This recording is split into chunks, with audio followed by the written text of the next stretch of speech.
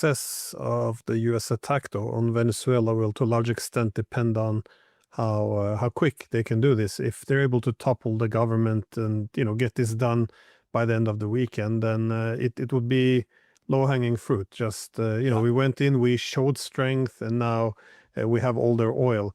But if it drags on, it could be deeply problematic. How do you see this affecting the base of Donald Trump? Because it appears that the America First people are already quite kind of split with the people essentially aligned with the ideas of Tucker Carlson see this as being a violation of a Trump's mandate, what they voted for.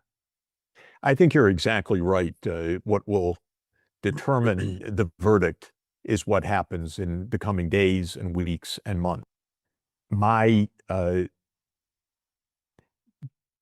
guess on that, and I will underscore guess, is that nothing will go smoothly. We have a long history of regime change operations. Sometimes they succeed. This one has not even succeeded yet. This has been a decapitation of a president and his wife, not of the regime. And it's hard actually to see how the regime is brought down by this per se.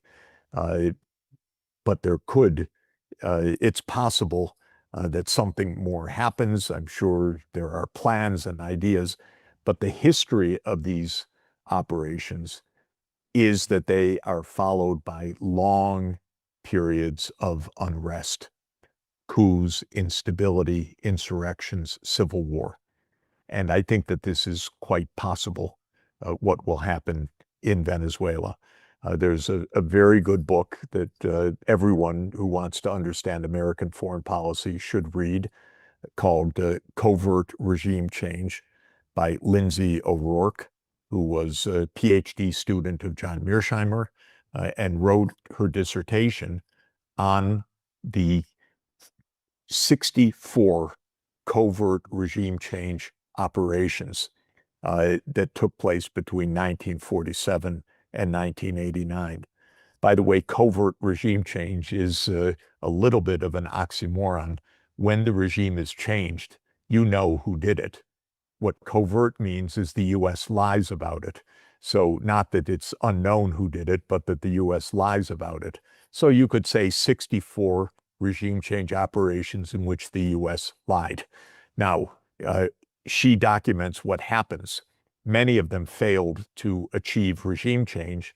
Maybe they assassinated a leader but didn't change the regime. Many changed the regime, but of those that changed the regime, most descended into prolonged instability. There are very few cases where the U.S. political purpose was served by what happened. Even if you don't accept the U.S. political purpose as legitimate, just to ask the question, did the U.S. achieve its aims? The answer is very, very rarely.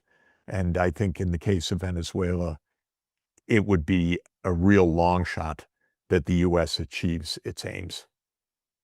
And I don't accept the aims, but even if one accepted the aims of regime change, the idea that this will lead to a pro-U.S. democracy in which Chevron and ExxonMobil will thrive. Well, that's Trump's aim, but I think it's unlikely to be realized. I can't help but to think that part of the problem here is that the U.S. can't really compete with China anymore. And when the new U.S. national security strategy seeks essentially to restore this new imperialist version of the Monroe Doctrine, it's clearly aimed at China. They're concerned that China is the main trading partner of most, if not all, of Latin America. So how do you expect the reaction from different world leaders to be? I know the Chinese and the Russians especially have sent out very strong condemnation, but do you see this moving in a dangerous direction? Well, it certainly moves in a dangerous direction anytime there is a violent attack by the United States against another country. It can have many profound ricochet effects. So this is, of course, dangerous. I don't think that Russia or China, as you rightly said, will directly intervene or challenge the United States on this militarily, though I think that they will strongly condemn this from the point of view of the UN Charter. If we see this followed up by violence inside Venezuela and an attack by Israel in Iran, well, then we're really heading towards a potential complete explosion and disaster.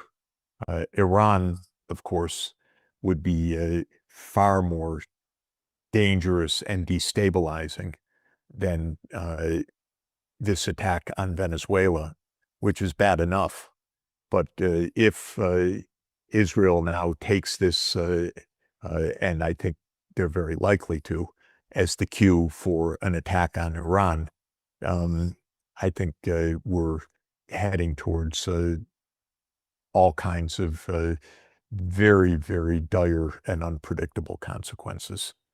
Iran itself is no pushover, and Venezuela may prove to be no pushover, but Iran far stronger and able to inflict far more damage, and with friends that can inflict even far more damage. So it's extremely dangerous. This kind of thuggery is has a contagion effect. Complete lawlessness by the United States, the ripping up of the UN Charter by the United States does not lead to good results unless the rest of the world understands how dangerous this is. And we don't see that coalescing of the rest of the world, at least for the moment. Yeah, I see that a prominent European leader just recently tweeted now that they're worried about the narrative because when Washington says that stolen oil must be returned, this is it's too similar to what Caracas is saying. So more or less, what seems to bother the European leaders is that Trump isn't following the script. Just say, democracy, freedom, and then for some, then it will become legitimate. But by referencing oil, it will not be. But just a last very brief question: how do you see this impacting, for example, the Ukraine war? Because it's very hard for the world not to see this as being hypocrisy. As you and I discussed before, the Ukraine war was anything but unprovoked, but this was an actual unprovoked invasion. Yes, I mean, Ukraine, ironically, though in Europe, what you and I have been discussing is not accepted. But the truth is, Ukraine is another story of a U.S. project. So I think the main point is one should not glibly say, well, the U.S. is doing in Venezuela what Putin did in Ukraine. It's actually the U.S. is doing in Venezuela what the U.S. did in Ukraine. So this is both U.S. provoked. These are both projects of the U.S. And I hope people can come to understand how U.S. foreign policy works and what a military-industrial state really means, what a military-industrial complex without constitutional bounds means, what the CIA means in such operations. If they did, they would understand that when we view Ukraine and Venezuela, we're viewing the same phenomenon as long-term projects of the would-be global hegemon, carried out in different ways. Now, I think Trump maybe has the idea, maybe, that the Americas are ours, the Middle East is ours, Africa we don't want, Ukraine, well, that's Russia's. That's not even how Russia views it, but that may be how Trump views it. And it may be, okay, I'm going to do what I want in the places that I want, which are the Middle East and in the Americas. and I'm going to get away with it. I'm going to have my way. And if others do whatever they want to do, that's okay with me. In other words, lawlessness everywhere. That is probably Trump's interpretation. It doesn't bode well for any kind of sensible, true peace in this world, but it could be the way that Trump views this issue. Well, thank you so much for taking the time, and I assume that once this war comes to an end, Trump will have the audacity to claim that he ended the war as part of his big list. Indeed, he did the same after attacking Iran. He took credit for ending that war. After financing the genocide in Gaza, he took credit for ending this as well. He says trying to be a mediator in Ukraine, even though this is largely a U.S. war as well. So I think we're seeing a pattern here of the Trump the peacemaker. So thank you very much again for taking the time. Glenn, great to be with you. Thanks so much.